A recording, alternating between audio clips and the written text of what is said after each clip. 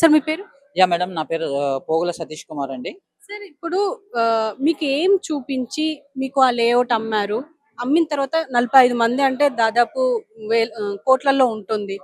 అంటే వీళ్ళు అసలు ఏం చేద్దామని ఇదంతా చేస్తున్నారంటారు?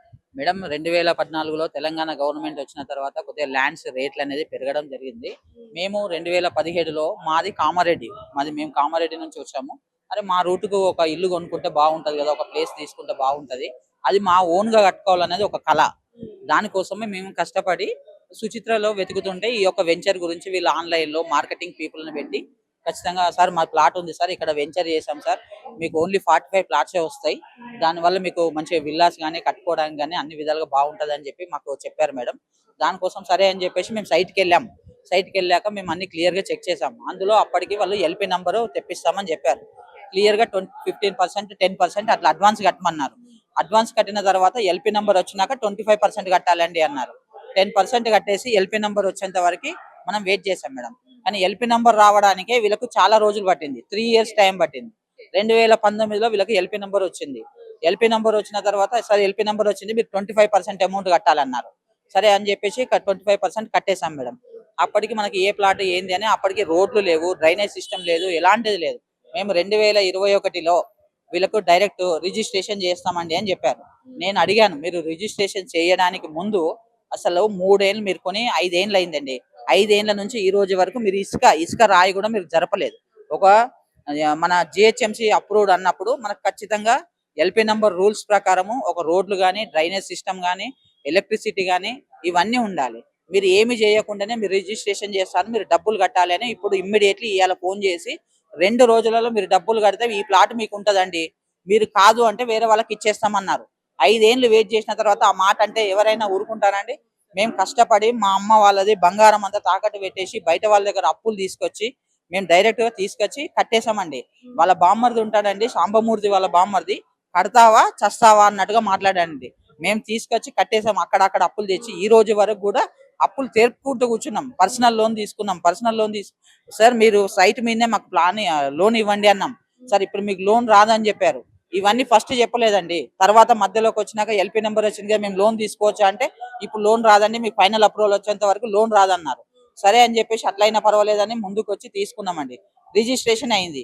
ఏమైందండి, రిజిస్ట్రేషన్ అడిగినాక వారం రోజులలోనే మీకు ఇక వర్క్ స్టార్ట్ అయిపోతుంది సార్, 3 నెలలలో మీకు రోడ్లు డ్రైనేజ్ సిస్టమ్ చేసి ఫైనల్ అప్రూవల్ తెప్పిస్తాం, తెప్పించిన తర్వాత మీరు ఇల్లు కట్టుకోవచ్చు అన్నారు. ఈ రోజు 2025 అయిందండి.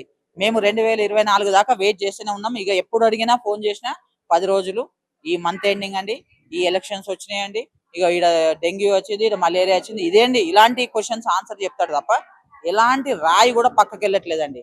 నేను ఉన్నానండి, అసలు వాళ్ళ ఓనర్స్ మాకు ప్రాబ్లం చేస్తున్నారు, లేదంటే మీరు కూడా రండి అని మమ్మల్ని అడగలేదు. అక్కడ ప్రాబ్లం ఏంది అనేది మాకు తెలియదు మేడం. మేము కష్టపడి ఒక వ్యవసాయ కుటుంబం నుంచి వచ్చి రూపాయి జమ చేసి కట్టామండి. మీకు ప్రతి దానికి స్లిప్ ఉందండి మేము కట్టింది వాళ్ళకు. మీకు డాక్యుమెంట్స్ చూపించారు. ఓకే. అంటే ఏమేమి అప్రూవల్స్ చూపించారు? అంటే మనం కొనడానికి కొన్ని డాక్యుమెంట్స్ వాళ్ళు చూపిస్తూ ఉంటారు. అలాంటి అప్రూవల్స్ ఏం చూపించారు? మీరు ఎలా నమ్మారు? ఈ వెంచర్ వచ్చేసి మనకి 3.5 ఎకరాలు మేడం. 3.5 ఎకరాలలో ఒక గవర్నమెంట్ నుంచి జిహెచ్ఎంసి నుంచి మనకి ఎల్‌పీ నంబర్ వచ్చింది అంటే యాజ్ పర్ రూల్స్ ప్రకారమే ఎల్‌పీ నంబర్ వస్తుంది మేడం. గవర్నమెంట్ ఫ్రీగా ఉచితంగానైతే ఏదో డబ్బులు తీసుకొని ఎల్‌పీ నంబర్లు ఇవ్వరు కదండి. ఒక సింగిల్ జాగా కొంటున్నామంటే రేపు పొద్దుటి వరకు ఎవరో కబ్జా చేస్తాడనే బాధ ఉంటదండి. ఒక వెంచర్ లో మనం కొంటున్నామంటే only GHMC registration certificate, GHMC LP number చూసి మాత్రమే మేము కొన్నామండి.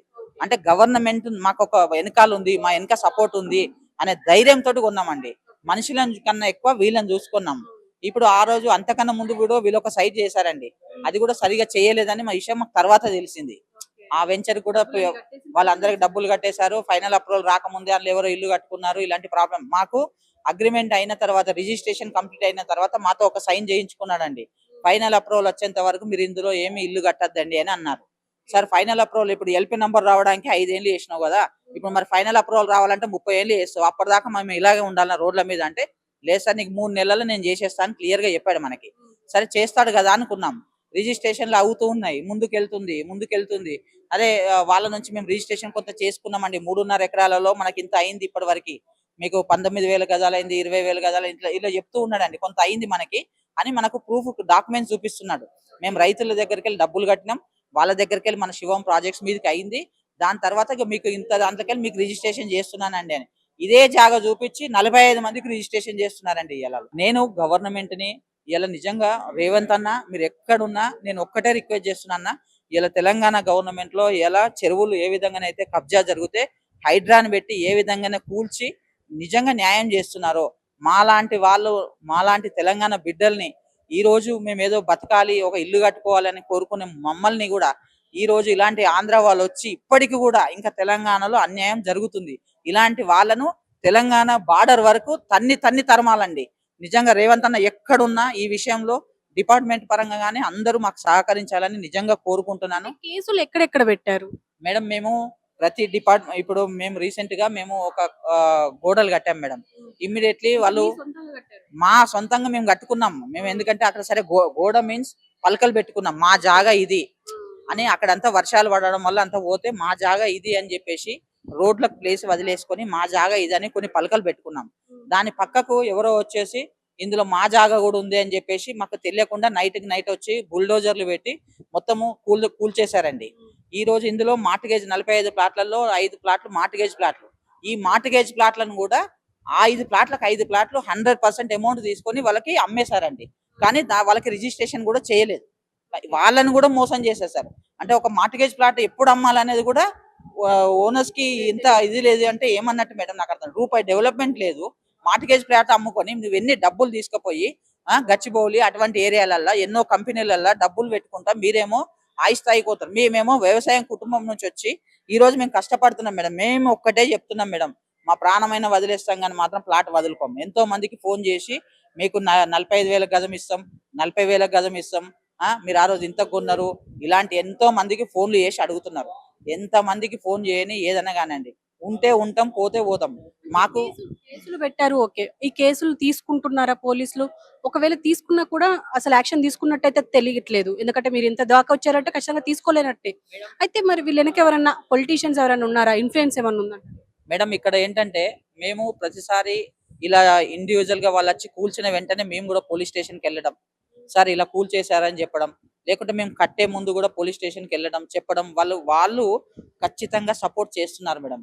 వాళ్ళని పిలిపించారు. ఇప్పటి కూడా బోసరాజు కానీ సాంబమూర్తి గారిని కానీ పిలిపించి ఏంది వాళ్ళ పరిస్థితి ఏంటండి, మీరు వాళ్ళు చిన్న class family, middle class family, వాళ్ళు ఎంతో కష్టపడి రూపాయి చేసుకున్నారు, మీరు వాళ్ళని 8 ఏళ్ల నుంచి ప్రాబ్లం చేయడం కరెక్ట్ కాదు అని పోలీస్ డిపార్ట్మెంట్ పిలిచి వాళ్ళతో మాట్లాడినారండి.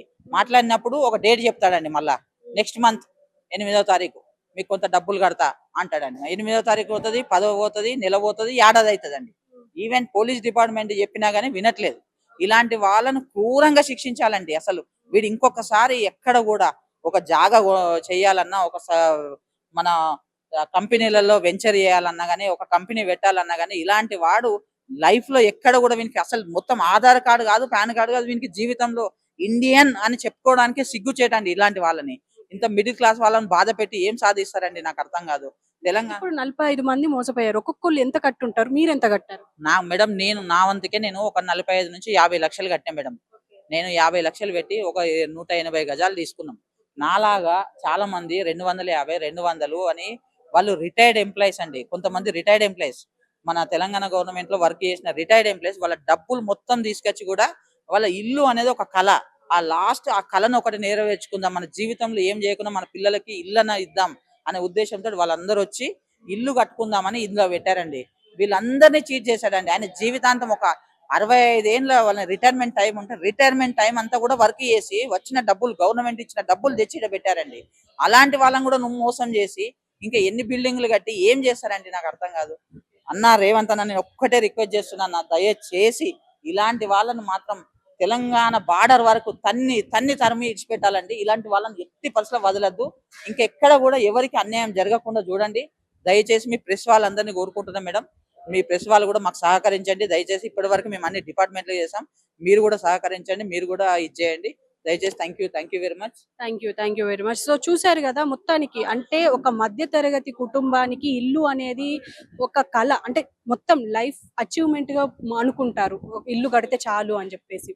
అలాంటిది ఈ రియల్ ఎస్టేట్ వ్యాపారులు మాత్రం దాదాపు లక్షలు కొన్ని కోట్లే స్కామ్ చేస్తున్నారు అనుకోవచ్చు. ఒక్కొక్క ఇంటి నుంచి అంటే 50 లక్షలకు పైనే వీళ్ళను మోసం చేశారు అని చెప్పేసి అంటున్నారు. అంటే 50 లక్షలు అంటే ఒక లైఫ్ మొత్తం అంటే ఒక రిటైర్డ్ ఎంప్లాయీ మొత్తం కలిపి ఇప్పుడు ఒక ఇల్లు కొంటే ఆ ఇల్లు కొనడానికి అంటే కట్టడానికి కూడా వీలు లేకుండా చేస్తున్నారు వీళ్ళు ఇప్పుడు. అంటే శివం ప్రాజెక్ట్ అని చెప్పేసి ముందుకొచ్చి అన్ని అప్రూవల్స్ చూపించి వీళ్ళని నమ్మించి అంటే మరి అవి ఫేక్ డాక్యుమెంట్సా మరి రియల్ డాక్యుమెంట్స్ అనేది కూడా ఎగ్జాక్ట్ గా తెలియకుండా వీళ్ళు కొన్నారు. కొన్నా కూడా వాళ్ళని మోసం చేసే రీతిలోనే ఇప్పుడు వీళ్ళందరినీ బయటికి ఎల్లగొట్టేసి దాదాపు 45 కుటుంబాలు ఉన్నాయి. ఈ 45 కుటుంబాలని బయటికి ఎల్లగొట్టి మళ్ళీ ఏదైనా వెంచర్ స్టార్ట్ చేద్దాం అనుకుంటున్నారా? లేకపోతే ఇంకేం చేద్దాం అనుకుంటున్నారు? ఈవెన్ పోలీసులు వచ్చి మందలించినా కూడా అసలు వీళ్ళు అంటే పట్టించుకునే పరిస్థితుల్లో లేరు ఈ బిల్డర్స్. మరి ఈ బిల్డర్స్ ని ఏం చెయ్యాలి అనేది మరి వాళ్ళే చెప్తున్నారు. ఖచ్చితంగా గవర్నమెంట్ దీన్ని పట్టించుకోవాలి. సీఎం రేవంత్ రెడ్డి కూడా దీన్ని దృష్టికి తీసుకొని అంటే ఈ రియల్ ఎస్టేట్ మోసాల్లో ఇప్పుడు ఈ రీసెంట్ గానే ఒక మోసం బయటికెళ్ళింది. మళ్ళీ ఇప్పుడు ఇంకొక మోసం. అంటే నెలలో ఇలాంటి మోసాలు ఎన్నో జరుగుతూ ఉన్నాయి. సీఎం రేవంత్ రెడ్డి అయినా గానీ, ఇప్పుడు రాష్ట్ర ప్రభుత్వం అయినా గానీ, ఎక్కడో ఆంధ్ర నుంచి వచ్చి ఇక్కడ మన తెలంగాణ ప్రజల్ని మోసం